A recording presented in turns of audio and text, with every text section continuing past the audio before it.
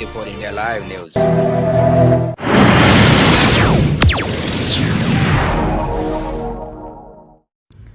नमस्कार, आपल्या सर्वांच्या 24 इंडिया लाईव्ह न्यूजमध्ये स्वागत आहे। बघा आजची खास खबर, शेवटपर्यंत बघा आणि शेअर करा, सबस्क्राईब करा, लाईक करा, कमेंट करा आणि मदत करा। धन्यवाद।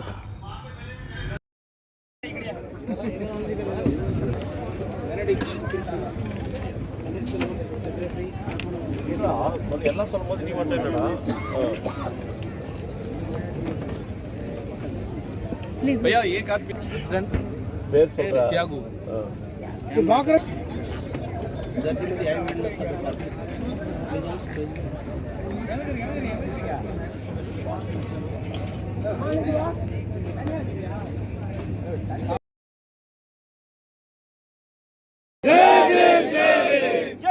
जय भीम जय भीम जय भीम। जोर से बोलो, प्यार से बोलो। जय भीम जय भीम।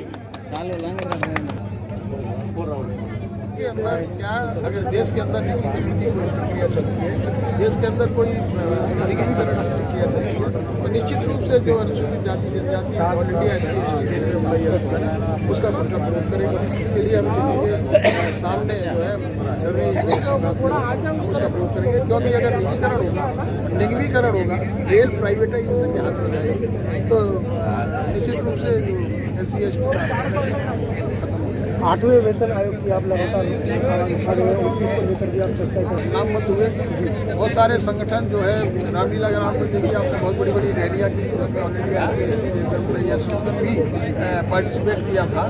जहाँ तक OPS की बात है, तो जिन लोगों ने OPS को छोड़ करके NPS अपनाया, जिन लोगों ने NPS के ख़त्म करके UPS अपनाया, उन लोगों ने कहीं ना कहीं सरकार के साथ जाकर के समझौता किया और UPS को एक्सेप्ट किया। लेकिन all India SC/ST railway employees हर उस संगठन का साथ देगा जो OPS का विरोध करेगा, जो OPS को लाने का काम करेगा और पुनः OPS को मतलब आप OPS के ऊपर हम जीत के रहेंगे, हम OPS लेकर रहेंगे।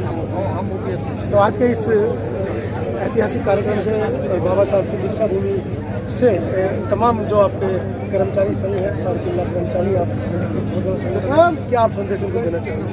मैं यही संदेश देना चाहूँगा कि आज एक पवित्र जगह है, पवित्र भूमि है, जहाँ बाबा साहब डॉक्टर भीमराव अम्बेडकर ने अपनी एक इसको कहते हैं कर्म भूमि भी जिसको कहते हैं, उसकी शुरुआत की। और यहाँ पर एक ऐसी जगह को चुना उन्होंने देश के अंदर, उस कहीं भी चुन सकते थे, वो बौद्ध धर्म कहीं भी अपना सकते थे, लेकिन जो मतलब इतिहास बताता है कि ये नागाओं की बस्ती थी या नागाओं का लोग था ये, और कहीं ना कहीं वो आदिवासी या जो नागपुर भी जो बसा हुआ है वो आदिवासी जो महाराजा था उसके द्वारा बनाया गया है। तो बाबा साहब डॉक्टर भीमराव अम्बेडकर ने नागपुर को ही चुना दीक्षा के लिए।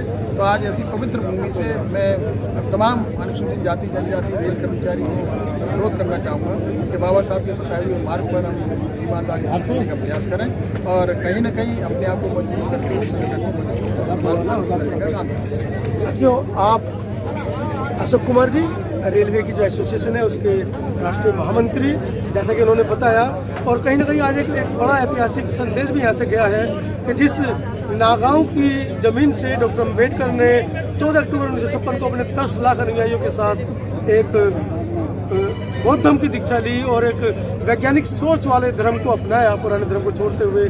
वहीं आज 56 के बाद आज ये पहला एक ऐसा प्रयास है जहाँ पर 3.5 लाख लोगों का जो समूह है, चाहे समूह पूरा ना पहुँच पाया हो, लेकिन एक मैसेज 3.5 लाख लोगों में गया है। वैज्ञानिक सोच का जो डॉक्टर अम्बेडकर का जो उद्देश्य था भारत देश को बुद्ध में बनाना, उसका भी एक बड़ा मैसेज आज नागपुर की इस केंद्रीय जो हमारा राष्ट्रीय अधिवेशन हुआ है उससे गया है। मैं बहुत बहुत धन्यवाद करूँगा अशोक जी को, जिन्होंने पूरी टीम को, राष्ट्रीय अध्यक्ष BL भैरवा साहब को भी, जिन्होंने ये सोच रखी कि हम नागपुर में अधिवेशन करेंगे और बाबा साहब का जो मिशन था उसको जन जन तक पहुँचाने का प्रयास करेंगे। दीजिए इजाज़त। अशोक कुमार जी के वक्तव्य से कितने सहमत हैं, कुछ सवाल जवाब रह गए हैं तो कमेंट सेक्शन में जरूर लिखिए। All India SC/ST railway employees association Mumbai मंडल मध्य रेल मुंबई द्वारा 2 दिवसीय सम्मेलन संपन्न हुआ। भारतीय संविधान दिवस पर केंद्रीय वार्षिक अधिवेशन मध्य रेलवे स्टेडियम अजनी में संपन्न हुआ, जिसमें पूरे देश से रेलवे कर्मचारियों और रेल मंत्री की उपस्थिति रही। धन्यवाद। माननीय मंत्री जी, मैं आपके संज्ञान में लाना चाहूंगा कि हमारी रेल के अंदर 2 मान्यता प्राप्त ट्रेड यूनियन है, और जब कभी भी वो अपना वार्षिक अधिवेशन या अर्धवार्षिक अधिवेशन या कोई भी कार्यक्रम करते हैं, उसमें वो छुट्टी और पास उनको रेलवे के द्वारा दिया जाता है।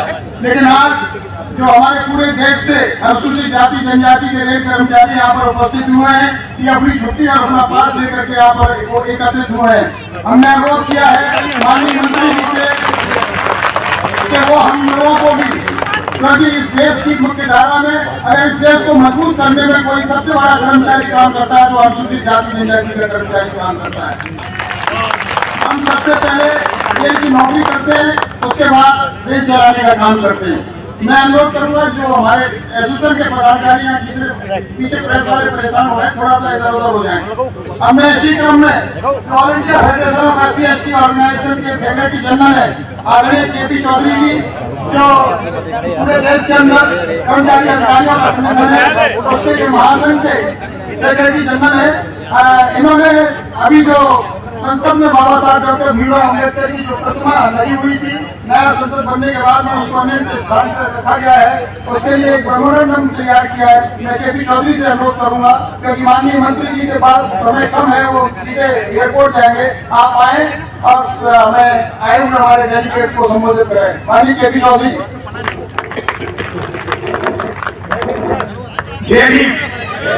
अरे मेघवाल जी कानून मंत्री बने हमारे समाज के, ऐसे समाज से पहले, इससे पहले त्रिवेंद्र स्कूल टाइप समाज से थे, तो जोरदार जयवीर तो हमने जय भीम, बाबा साहब अम्बेडकर, बाबा साहब अम्बेडकर, भारत का संविधान जिंदाबाद, भारत का संविधान जिंदाबाद। आज क्योंकि मंत्री जी को अभी ठीक 8:30 से जाना है, तो आज मैं भाषण नहीं दूंगा, क्योंकि मेरा भाषण भी लंबा होता है। मैं सिर्फ एक ज्ञापन मंत्री जी के नाम तैयार करके दिल्ली से लाया हूं, और उसमें भावना यह है कि बाबा साहब अम्बेडकर का जो स्टैचू 2 अप्रैल 1967 को स्वर्गीय बीबी मौर्य साहब के 7 साल के लंबे संघर्ष के बाद पार्लियामेंट में लगाया गया था, उसको वहां से हटाकर किसी दूसरे स्थान पर लगा दिया गया है। 9 अगस्त 2024 को दिल्ली की धरती पर जो पार्लियामेंट के अंदर तो दूसरी जगह एक तरफ रख दिया गया है, जहां दूसरे महापुरुषों के साथ में लगाया गया है। तो उसमें सर से मैंने टेलीफोन पर अभी 30 तारीख को बात की थी, अभी रामनाथ कोविंद जी के पास भी मैं गया था।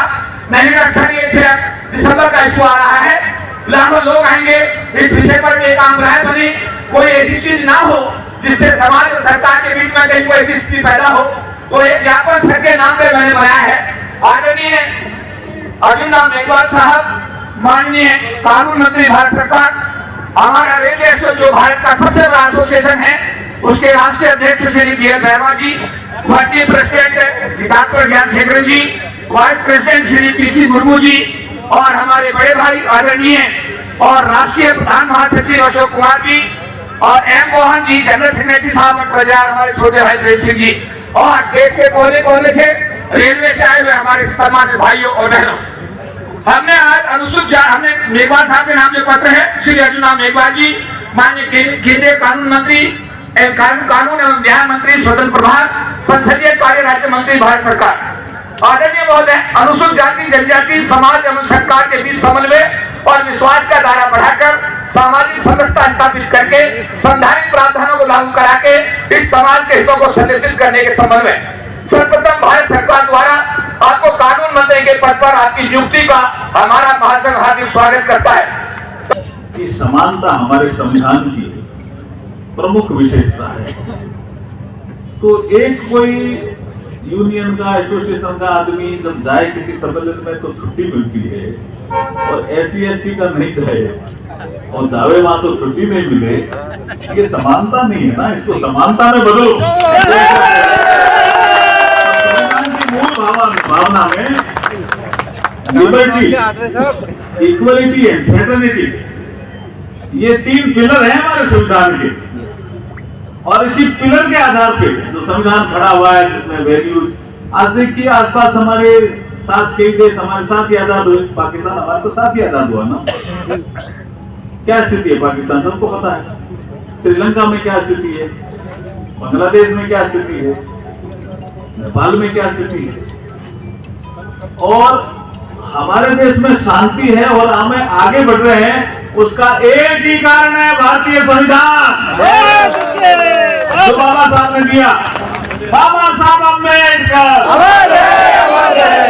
तो कल संविधान दिवस के अवसर पर आप प्रस्ताव नागोद पढ़ना, कोई अतिथि लोग भी आए, आज भी पढ़िए कल भी पढ़ना। अब क्या है, मैंने अभी प्लेन में बैठे बैठे एक गीत लिखा, मैं गीतकार भी और साथ में संगीतकार भी, और मैं लेखक भी। मैं सांसद बीकानेर से हूँ, वो विषय है ही ध्यान में आपके। मैं राजस्थान स्टेट में IAS रहा, ये विषय भी आपके ध्यान में है। और जो आपके इशू है उनको लेकर के कई बार बैठकें होती है, उनमें जब मैं आर्गूमेंट करता हूँ तो बहरवाजी रसूल को पता है कि उन तर्कों में भी दम होता है, क्योंकि हम बाबा साहब के शिष्य हैं। तो ये अब एक गीत बाबा साहब को समर्पित, क्योंकि आपकी ये सांस्कृतिक संध्या है, जो यहाँ सांस्कृतिक संध्या करने वाले आए हैं उनके लिए भी एक अच्छा मौका लगेगा कि ये बाबा साहब के लिए गीत। और लिखा मैंने अभी प्लेन में ही जानना, ये कोई इसे जब उनको पता चला सांस्कृतिक संध्या है तो मैंने इसको लिखा है। बाबा ने, ये महू में आए, ध्यान है ना आपको, बाबा ने मऊ में आकर के हम सबको दिशा दिखाई है। दिखाई नहीं दिखाई? यस। बाबा ने मऊ में आकर के हम सबको दिशा दिखाई है। हम पड़े थे सोच और चिंतन में, पड़े थे ना, बिल्कुल आने से पहले हम पड़े थे सोच और चिंतन में, आगे हमें कैसे बढ़ना है, आगे हमें कैसे बढ़ना है। बाबा ने संविधान बना करके, बाबा ने संविधान बना करके हमें अधिकार दिलाए। संविधान बना करके हमें अधिकार दिलाए। दिलाए ना, नहीं दिलाए? बिल्कुल। आज हम जो सम्मेलन कर रहे हैं, बाबा साहब ने 14 से लेकर 18 तक जो समानता का अधिकार है, उसमें कहा आगे से कोई भेदभाव नहीं होगा। आर्टिकल 17 के द्वारा उन्होंने कहा आगे से इस देश में कोई अनटचेबिलिटी नहीं होगी। ये अधिकार है कि नहीं भाई, बताओ मेरे को।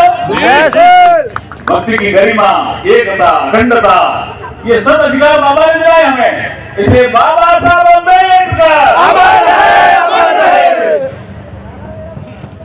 संविधान को अंगीकार होने के 75 वर्ष हुए हैं पूरे, 75 वर्ष हुए हैं पूरे। अगर कोई दुविधा आई तो, अगर कोई दुविधा आई तो संविधान दिशा दिखाएगा। जिंदाबाद जिंदाबाद। संविधान दिशा दिखाएगा। बाबा ने मऊ में आकर के, बाबा ने मऊ में आकर के हम सबको दिशा दिखाई। दिखाई नहीं दिखाई? बाबा साहब अम्बेडकर। अब आगे संकल्प करना पड़ेगा। हम सभी संकल्प करते हैं कि संविधान की रक्षा हमें करनी, संविधान की रक्षा हमें करनी। करोगे भाई? हम सभी संकल्प करते हैं संविधान की रक्षा हमें करनी, संविधान की रक्षा हमें करनी। बाबा ने जो रास्ता दिखाया है, बाबा ने जो रास्ता दिखाया है, आगे हमें उसी से बढ़ना है। बाबा ने जो रास्ता दिखाया है, आगे हमें उसी से बढ़ना है। बाबा ने मऊ में आकर के हम सबको दिशा दिखाई है, वो हम सबको दिशा दिखाई है। हम बाबा के ऋणी हैं, हम सब बाबा के ऋणी हैं। बाबा साहब अम्बेडकर बाबा साहब अम्बेडकर। एक बहुत फेमस कोट है, विषय तो कई तरह के हैं, लेकिन एक ये बहुत फेमस कोट है कि एक बार दो पत्रकारों ने ये तय किया कि भारतीय स्वतंत्रता संग्राम के दौरान जो नेता उभर करके जो सामने आए हैं, उनका पता लगाते हैं, उनका एक इंटरव्यू लेते हैं। ही होती आजची खास खबर. बघत राहा 24 इंडिया लाईव्ह न्यूज. शेअर करा, सबस्क्राईब करा, लाईक करा, कॉमेंट्स करा आणि चॅनलला मदत करा. धन्यवाद.